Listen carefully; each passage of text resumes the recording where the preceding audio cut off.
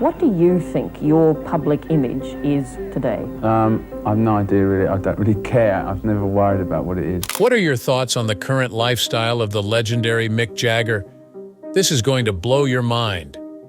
One of the most recognizable and consequential people in rock history is Mick Jagger, who revolutionized the genre. For more than half a century, Jagger was a household name, beginning with his days with the Rolling Stones and continuing to this day as a celebrity all over the world. However, he is now miserable, depressed, and pitiful at the age of 80. But then what? He is far from retiring to his house, taking trips around the world, and partying it up after everything he has accomplished.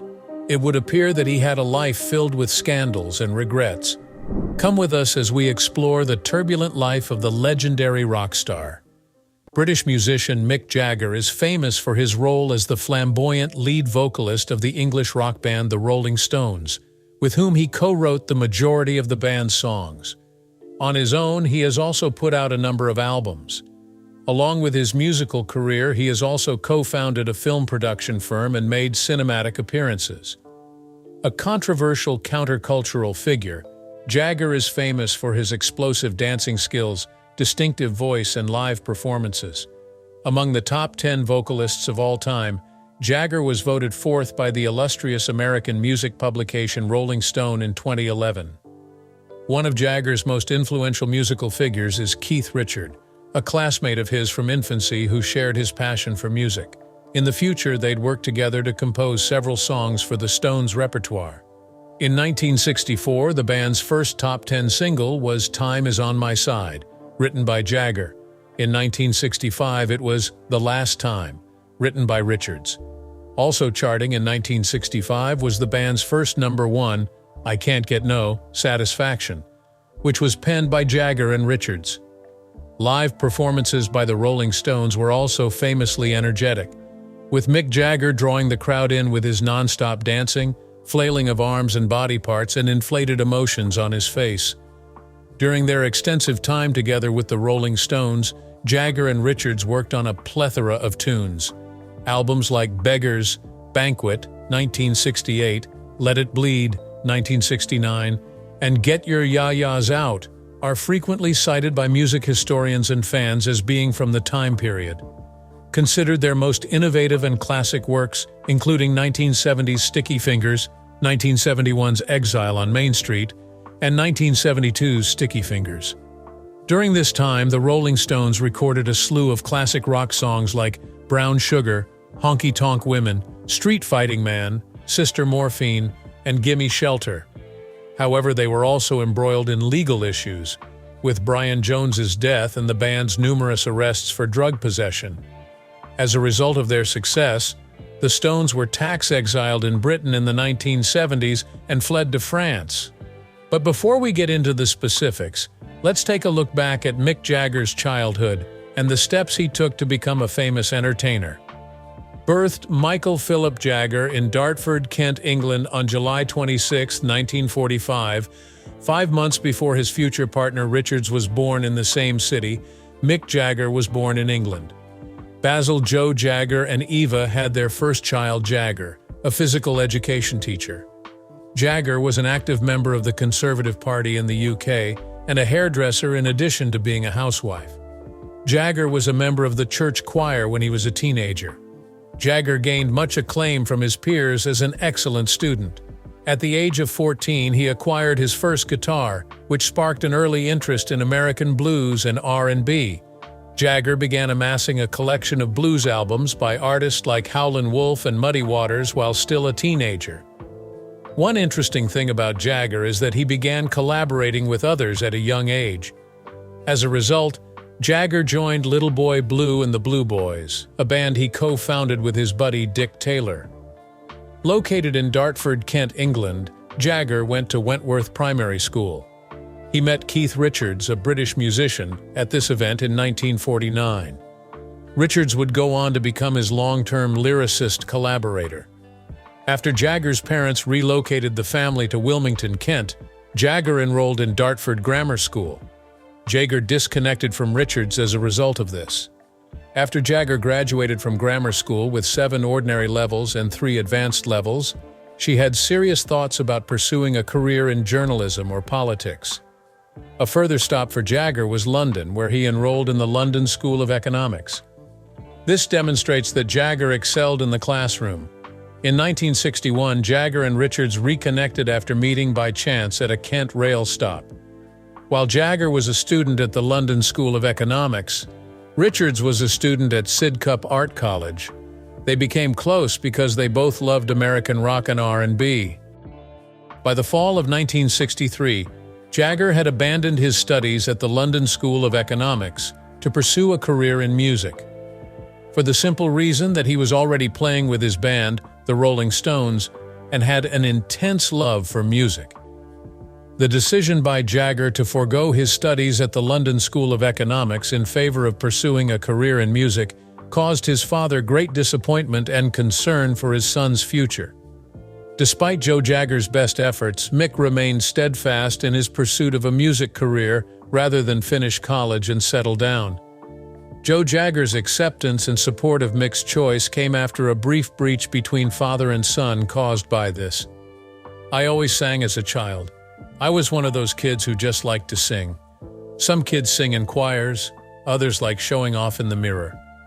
I was in the church choir and loved listening to singers on the radio, the BBC or Radio Luxembourg, or watching them on TV and in the movies, even though I was encouraged to follow in my father's footsteps as a child," Jagger recalled. There was a temporary rift between Joe Jagger and Mick because Mick wanted to follow his passion for music instead of finishing his degree and getting a stable job. But Joe Jagger eventually accepted and supported Mick's decision. Will Jagger regret dropping out of school to pursue his music career? Or will he be perfectly content with it? We'll find out soon. In the meantime, let's look at what Jagger has accomplished with the Rolling Stones throughout the years. Jagger, Keith Richards, and Dick Taylor formed a distinctive musical group after Jagger and Richards, a former classmate of Richards's, put in a lot of time and effort. Soon after, they were joined by Brian Jones, who wanted to start his own group, and pianist Ian Stewart. By 1963, Charlie Watts had become the band's drummer, and Taylor had left, replaced by bassist Bill Wyman, and Rolling Stone had been born. Stewart remained on as road manager, though he continued playing and recording with the band. In its early years, the band played and recorded renditions of older blues songs with Jagger as lead singer, Richards on guitar and vocals, and fellow British musicians Brian Jones on multiple instruments, Charlie Watts on drums, and Bill Wyman on bass. The Rolling Stones were portrayed by their manager Andrew Loog Oldham as a band of rough-and-tumble rockers. This image helped them sign with Decca Records. Jagger, who was 20 years old at the time, was an integral part of the band's rising stardom, drawing crowds with his charisma and stage antics. At first, the Rolling Stones were mostly known for their cover versions of other artists' songs. In 1963, they broke into the British charts with a cover of Chuck Berry's Come On. The following year, they scored their first #1 with covers of Bobby Womack's It's All Over Now and Howlin' Wolf's Little Red Rooster. However, Richards and Jagger quickly became a formidable songwriting duo, with some of their early work being released under the pseudonym Nanker Felch. The Rolling Stones' self-titled debut album, which was released in 1964 and topped the British Albums Chart, was followed by a tour of the US. The following year, the band's career took off as they scored #1 singles and albums on both sides of the Atlantic. Songs like I Can't Get No Satisfaction, Get Off of My Cloud, and the 1965 album Out of Our Heads were smash hits in the US and UK. Additionally, The Last Time and Rolling Stones' #2 became chart-topping successes in Britain. Not long after, the band had more hits like the #1 song Paint It Black and the album Aftermath, 1966. The single Jumpin' Jack Flash, also from 1969, reached #1 in the UK and the top 5 in the US, and it marked the beginning of the straightforward rock style that would become the Rolling Stones' trademark. The band ended the decade with another #1 song, Honky Tonk Women, and another chart-topping album, It Bleed. For their original work in the US and UK, the Rolling Stones have amassed 10 #1 hits. All of these songs, The Last Time, I Can't Get No Satisfaction, Get Off of My Cloud, Paint It Black, Ruby Tuesday, Jumpin' Jack Flash, Honky Tonk Women, Brown Sugar, Angie, and Miss You, Black and Blue, 1976, the Grammy-nominated Some Girls, 1978, Emotional Rescue, 1980, Tattoo You, 1981, and Undercover, 1983, were all platinum-certified albums. The Rolling Stones have a total of 19 albums that have been certified platinum or multi-platinum, not including live performances or compilations. Throughout the band's rise, Jagger's personal life was in the news. In 1967, he and his girlfriend, singer Marianne Faithfull, were arrested during a police raid of Keith Richards' country home in England. During the search, police officers found drug paraphernalia and illegal substances. Jagger and Richards were tried and convicted for drug-related offenses, but their sentences were dropped on appeal. 2 years later, officials raided Jagger's London home, and Faithfull and Jagger were arrested for drug possession. In June of 1969, the Rolling Stones' Brian Jones departed from the band due to his numerous drug arrests, which prevented him from embarking on a tour of the United States. Less than a month later, Jones was discovered drowned in his pool. The coroner's report stated that he was under the influence of drugs and alcohol when he died, and his death was declared death by misadventure. A difficult year for the band overall. As a memorial to Jones, the Rolling Stones held a free concert in London's Hyde Park on July 5, 1969, 2 days after their bandmate's untimely death. The event was originally meant to showcase their new guitarist, 20-year-old Mick Taylor, but the group instead dedicated the concert to Jones. Before the show started, Mick Jagger read passages from Percy Shelley's Adonais, a poem about a friend's death. As a tribute, stagehands released hundreds of white butterflies, and the Stones played one of Jones' faves, I'm Yours and I'm Hers. In December, the Rolling Stones held a free concert at Altamont Speedway in Northern California to promote their highly anticipated Let It Bleed album. Tragically, while the band was playing Under My Thumb, a member of the Hells Angels motorcycle gang stabbed and killed a young man in the audience. The horrific event was recorded and later featured in the 1970 documentary Gimme Shelter. After a hiatus from 1968 to 1969, Jagger and the Stones re-emerged in the early 1970s, riding high on the popularity of albums like Sticky Fingers and Exile on Main St. The band's groove remained untarnished even after a lineup change in 1975, when Ronnie Wood replaced Mick Taylor on guitar, but tensions between Jagger and Richards were growing. Jagger, who wanted to be a solo artist, became an obnoxious band leader. This was especially true during Richards' heavy addiction in the 1970s. Even after Jagger's songwriting partner gave up heroin in 1978, the lead singer still wouldn't let go. Their differences surfaced during a public fight in the mid-1980s. Following that, the Rolling Stones briefly split up before getting back together in 1988. Ironically, their next album had even more success. While the Rolling Stones were enshrined as rock royalty for 5 years and won their first Grammy Awards, they were inducted into the Rock and Roll Hall of Fame in 1989. That same year, they released Steel Wheels, their most successful album since 1989's Tattoo You, which reached the top 5 of the British and American album charts and was certified platinum within 2 months. The band toured extensively to promote the record. In the midst of their renewed success, longtime bassist Bill Wyman retired in '92. Daryl Jones took over the position the following year and is still a band member today. The Rolling Stones' subsequent studio album, Voodoo Lounge, was even more successful than their previous offering. It was their first album to top the UK album charts in 14 years and was well received by critics. Voodoo Lounge went on to win the Grammy for Best Rock Album, while the group's music video for Love Is Strong, directed by filmmaker David Fincher, won the trophy for Best Music Video, Short Form. After Voodoo Lounge, Jagger and the Rolling Stones put out two more critically acclaimed albums in 1997, with Bridges to Babylon, and in 2005 with A Bigger Bang, their last original work for almost 20 years. In 2006, they performed at the Super Bowl XL halftime show and proved they were still challenging performers even in their 60s. Two of Jagger's three songs, including I Can't Get No Satisfaction, were censored because of the romantic overtones they contained. The band was aware of the plan, but a representative later stated, "The Rolling Stones thought the censorship of their songs by the NFL ABC was absolutely ridiculous and completely unnecessary." The Rolling Stones made history on March 25, 2016, when they performed a free concert in Havana to 500,000 fans, despite the fact that Cuba's communist regime had banned their music a few days earlier for being subversive. The concert followed a historic visit by President Barack Obama, which was part of an effort to normalize U.S. relations with Cuba. We have performed in many special places during our long career, but this show in Havana will be a milestone for us, and we hope for all our friends in Cuba too, the band said in a statement.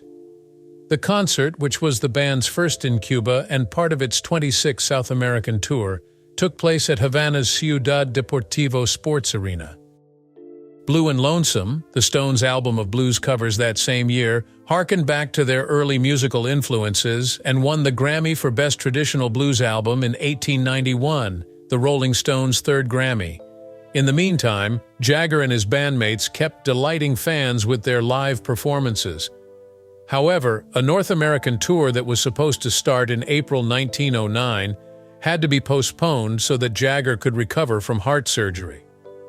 Hackney Diamonds, the first album of original material by Jagger and the Stones since A Bigger Bang 18 years earlier, was announced on September 23rd, and it was also the first album since the 21 death of drummer Charlie Watts, who Steve Jordan replaced, and it arrived on October 23rd, named after a British slang word for shards of glass that are left after a break-in. With guest vocalists and instrumental contributions from Elton John, Paul McCartney, Stevie Wonder, and Lady Gaga among the many superstars included on the album's 19 tracks, the band also welcomed back bassist Bill Wyman, who had departed the Stones in 1992.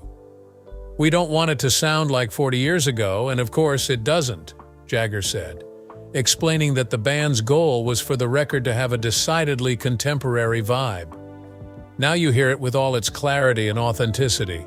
The album went to #1 in the UK and #3 in the US, and he said, "And if you listen to it, compare it to an old Rolling Stones record, it's very different."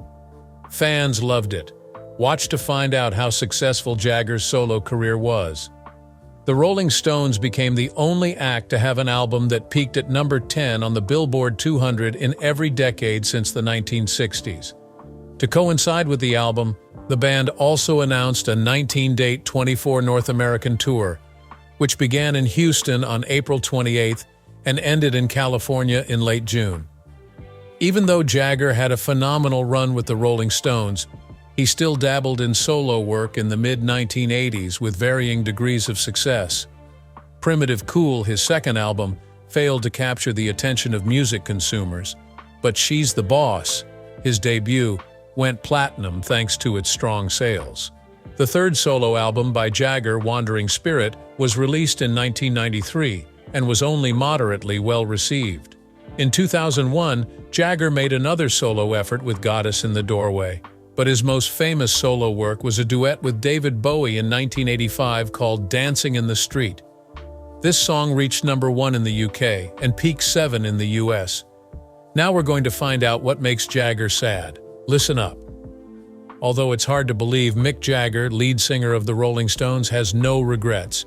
He is a multi-millionaire with a total fortune estimated at approximately $500 million as of November 23rd. According to Celebrity Net Worth. The Rolling Stones have continued to make money through ticket sales long after their heyday.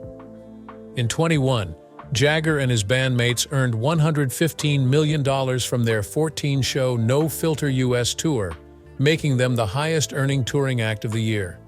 According to Jagger, the past is a great place. I don't want to erase it or regret it, but I also don't want to be its prisoner either. This is to reiterate that Jagger has been the lead singer of one of the most famous rock bands in the world for over 60 years, and has had an incredibly successful musical career. The life of Jagger, the prototypical rock star, is completely out of the ordinary. Still, the musician isn't entirely happy with his life choices, especially his job path. Even though Jagger has stated in the past that he would never want to stop singing live, the tours will inevitably come to an end. Not pursuing a career in academia was something Mick Jagger regretted. Jagger has discussed his interest in education and his contemplation of an alternative career path prior to the Rolling Stones' meteoric rise to fame, despite his status as a rock superstar. Mick Jagger, a rock legend, says in an excerpt from an interview that will appear tomorrow on BBC that he is pleased with his career so far, but wishes he had attempted other things like teaching at some point. As an example of his talent for explaining intricate concepts, he told interviewer John Humphreys, "I'm sure that working as a teacher would have been highly satisfying." He characterized rock music as slightly intellectually undemanding. Jagger described his curiosity with ancient history in a 1970 interview, in which he expressed his enthusiasm for archaeology by stating he would have become an archaeology professor. Regarding his time at the London School of Economics, Jagger stated in another 2,120 interviews that he was extremely interested in politics and economics. His father's previous wishes for him to pursue a career in academia were likely correct, according to speculation. Many people are curious about Jagger's sexuality, but she prefers to keep that information private. Much conjecture and discussion has surrounded Mick Jagger's sexuality throughout the years. Numerous clues and indications have surfaced over Jagger's career suggesting he has had relationships with both men and women. However, he has never openly acknowledged his bisexuality. Rumors regarding Jagger's sexuality circulated throughout the 60s and 70s due to his androgynous look and vivacious stage demeanor. The boundaries between conventional masculinity and femininity were frequently dissolved by his theatrical presence and costume choices.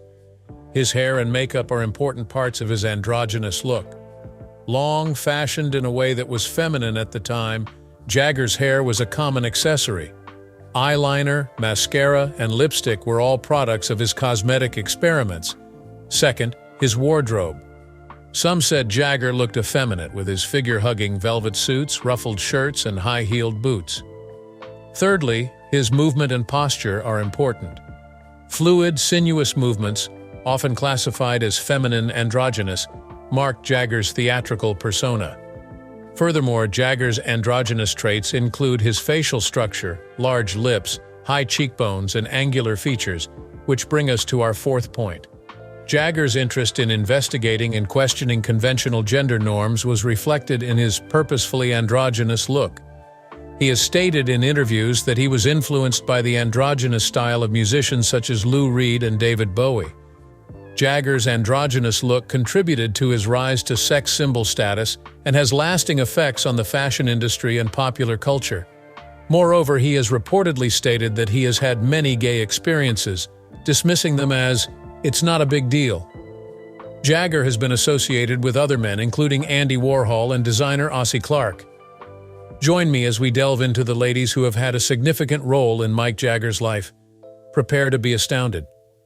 Chrissy Shrimpton, Marianne Faithfull, Anita Pallenberg, Marcia Hunt, Pamela Des Barres, Ushi Obermeyer, Bebe Buell, Carly Simon, Margaret Trudeau, Mackenzie Phillips, Janice Dickinson, Carla Bruni, Sophie Dahl, and Angelina Jolie are just a few of the famous women who have been romantically linked to Mick Jagger, who is famous for his on-stage sex appeal.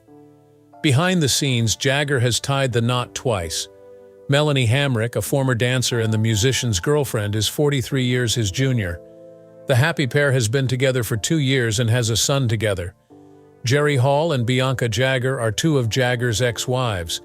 Bianca, previously Blanca Perez Moreno de Macias, is an actress and model who became connected with the rock musician in the late 1970s. They were wed from 1971 to 1977, however, neither of them was loyal during their marriage. Among Bianca's very few affairs was an affair with actor Ryan O'Neal, while Mick had many relationships outside the marriage. His first marriage ended in divorce after his last, with Hall. After dating for more than 10 years and having 2 of their 4 children together, Mick and Hall, a model, finally tied the wedding in 1990.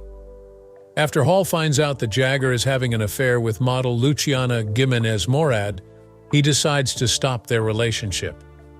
Since their marriage was not enforceable under English law, the ex-couple settled and got an annulment in July 1999. Designer Loren Scott, who debuted her fashion label in 2000, was said to have been romantically involved with Jagger. Scott, who was 49 years old when he died in March of 2014, seems to have committed suicide. Jagger was touring Australia with her bandmates when she passed away. Jagger is a great-grandfather, grandpa of 5, and father of 8 children from 5 separate marriages. Karis Hunt Jagger, his eldest daughter, was born in November 1970 to Marcia Hunt, a musician and actor. He and Bianca Jagger's daughter, Jade Jagger, were born in October 1971. Elizabeth, born March 4, 1988, James, born August 5, 1988, Georgia, born January 2, 1998, and Gabriel, born December 7, 1998, were the 4 children that Mick and his second wife, Jerry Hall, had. Mick was finally recognized as the father of May 19, 1999, baby Lucas Morad, after an initial paternity dispute. While married to Hall, Jagger had an affair with Luciana Gimenez Morad, who was Lucas's mother. The youngest of Jagger's children is named Devereaux Jagger. The musician's pregnancy was announced in July 2016 along with his partner Melanie Hamricks. Their son was born that December and Jagger was 73 years old. In your opinion, will Jagger ever stop trying to win pop? Surprising things are going to happen. No band is immune to the adage that says something like, "Old ways never die." The Rolling Stones are no exception. He continues to sing his heart out even though he is 81 years old. After more than 50 years of captivating audiences with their own sound, the Rolling Stones show no signs of retiring from the spotlight just yet.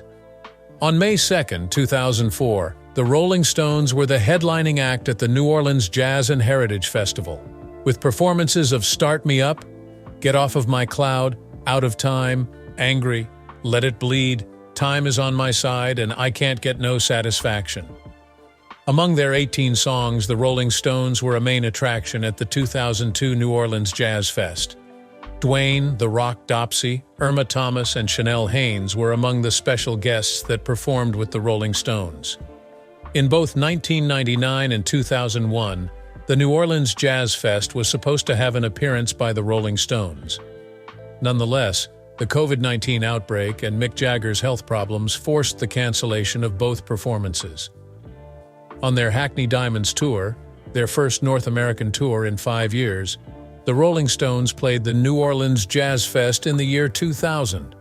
Chris Stapleton, Foo Fighters, Neil Young, Crazy Horse, and The Killers were among the other famous acts who performed at the 204th New Orleans Jazz Fest.